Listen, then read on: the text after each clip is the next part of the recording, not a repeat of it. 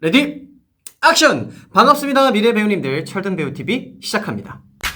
자, 우리가 흔히 부르고 있는 연극영화과는요, 무대 연기를 배우는 학과와 그리고 영화 연기, 매체 연기를 배우는 학과, 이 두 가지 학과를 통칭해서 부르고 있는 이름입니다. 왜냐면 전국에 있는 연극영화과의 학교마다 과 이름이 전부 다 다르고요. 우리가 그걸 전부 다 외울 수는 없잖아요. 그래서 부르기 쉽고 설명하기 쉽게 우리는 연극영화과라고 부르고 있죠. 전국에 있는 연극영화과의 90%는요, 무대 연기를 중점적으로 배우고요. 그리고 나머지 10%는 매체 연기, 영화 연기를 중점적으로 배우고 있습니다. 오늘은요, 여러분들에게 알려드릴 건 그 10% 매체 연기를 배우는 학교, 영화 연기를 중점적으로 배우는 학교에 대해서 알려드리려고 합니다. 매체 연기가 주된 학교는요, 우리가 흔히 알고 있는 건국대, 그리고 동아방송대 이렇게 생각을 할 수 있죠. 근데 제가 오늘 소개해드릴 모집 요강으로 우리 함께 알아볼 학교는요, 많은 입시생에게 알려져 있지 않지만요, 영화과를 기반으로 아주 탄탄하게 입지를 다지고 있는 숭실대학교 영화예술 전공에 대해서 알려드리겠습니다.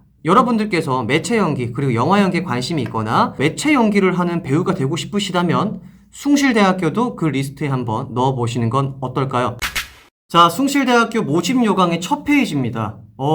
일단 눈에 들어오는 건요, 영어가 굉장히 많네요. 그리고 색감이 뭔가 산뜻해서 일단은 되게 안정감이 있고 학교가 되게 따뜻하고 그리고 창의적으로 보이는 그런 느낌입니다.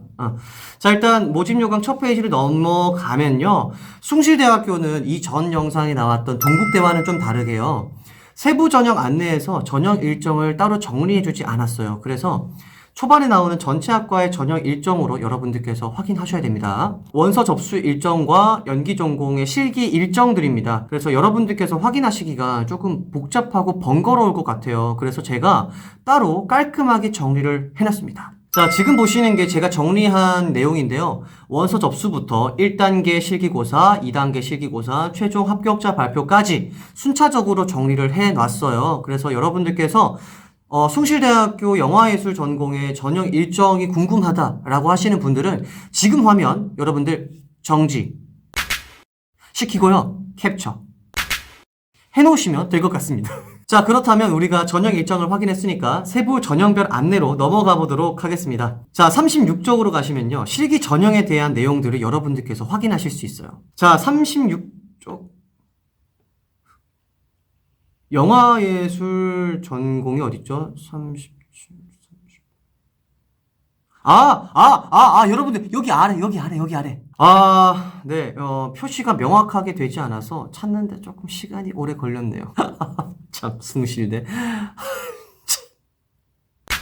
자, 여기 보시면은 숭실대학교 영화예술 전공의 수시 모집 인원은 16명입니다.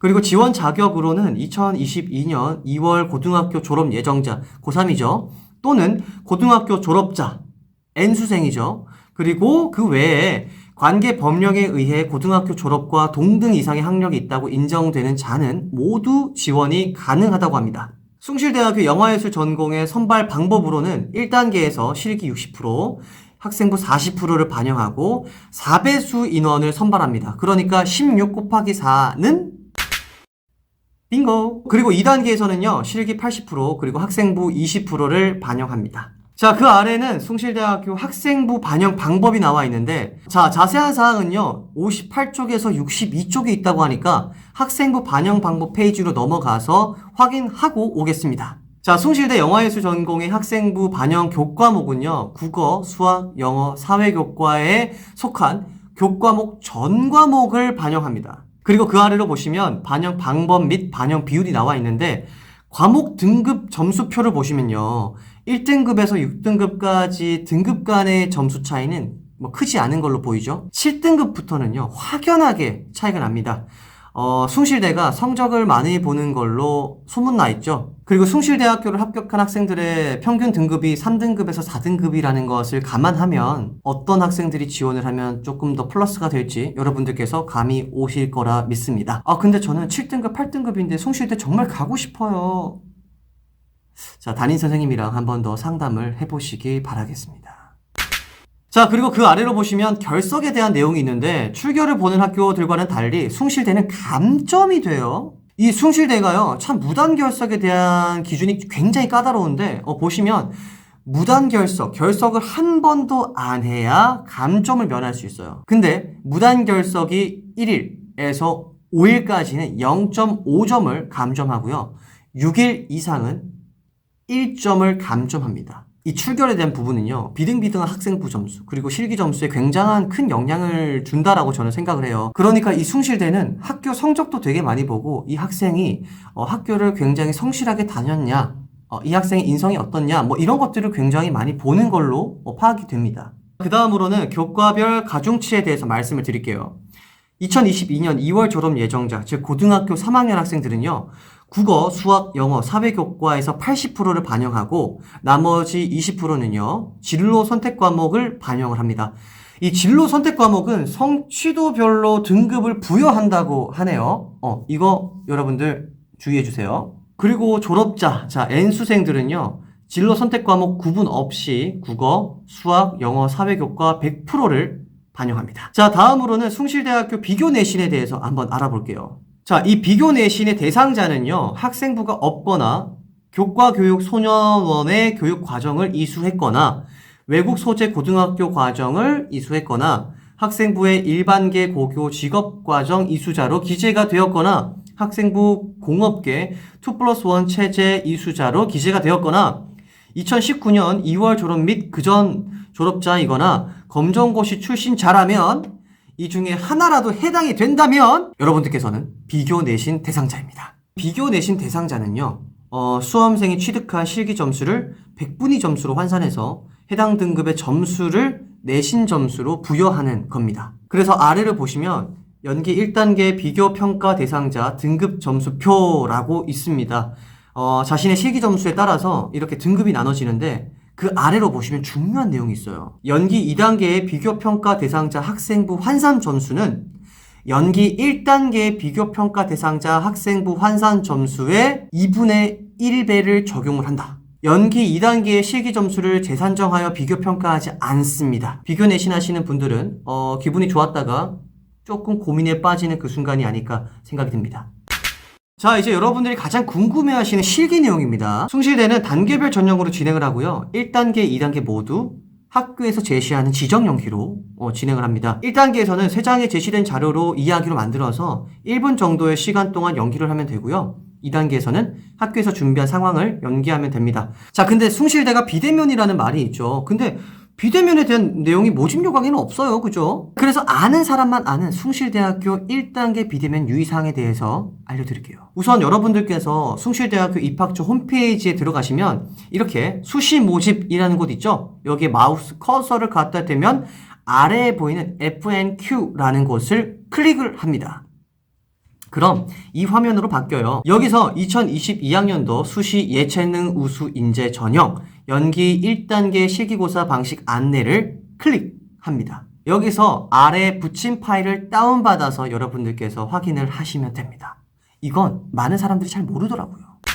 자, 실기 내용은 앞서 말씀드린 것처럼 1단계, 2단계 모두 지정 연기를 보고 1단계에서는 3장의 이미지 카드로 여러분들께서 이야기를 만들어서 1분 이내로 연기하면 된다 라고 하고 1단계에서 4배수 인원을 선발하는 것도 동일하게 나와 있습니다.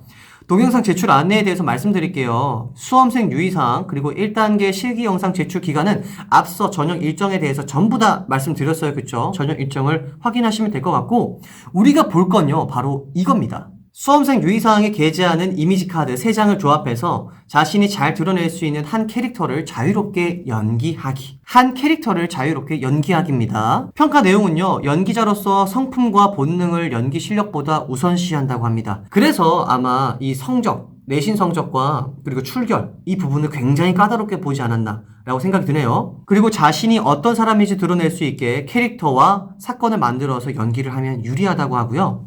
단순한 감정의 폭발, 아 진짜! 라는 이 폭발보다는 내가 왜 이 감정이 일어나는지 그리고 그 감정을 어떻게 처리할 건지 이 과정들이 더 중요하다라는 거죠. 그리고 모집 요강에는 1분 내외라고 적혀져 있었죠. 아까 방금도 제가 1분 내외라고 말씀을 드렸지만 동영상 제출에 보면은 1분을 초과하면 안 된다고 적혀 있습니다. 그러니까 여러분들께서 이야기를 구성하실 때 1분까지 너무 타이트하게 구성하지 마시고요. 한 55초 정도로 구성을 하시는 게 좋을 것 같습니다. 그리고 연기만 해야 한다고 하네요. 특기사항은 불가하다는 점, 이것도 여러분들께서 숙지를 해주셔야 됩니다. 마지막으로 제출 동영상 촬영 가이드라인입니다. 샘플 영상은요, 아래 댓글로 주소 남겨놨으니까 여러분들께서 클릭하셔서 확인 한번 해보시고요. 주의사항도 한 번씩 읽어보시면 되시는데 중요한 부분만 제가 체크해 드릴게요. 복장에서 상의는요, 무늬 없는 흰색 라운드 면 티셔츠입니다. 그리고 하의는 청바지고요. 자, 화장과 MR 사용은 불가하고요. 의자 사용은 가능하지만 의자 외에 다른 소품은 사용이 불가합니다.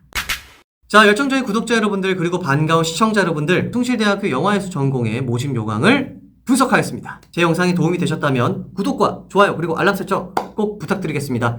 그럼 오늘 하루도 파이팅 하시고 남은 기간 여러분들 열심히 하셔서 수시에 좋은 결과가 있으시길 간절히 바라겠습니다. 그럼 우린 다음 영상에서 또 봐요.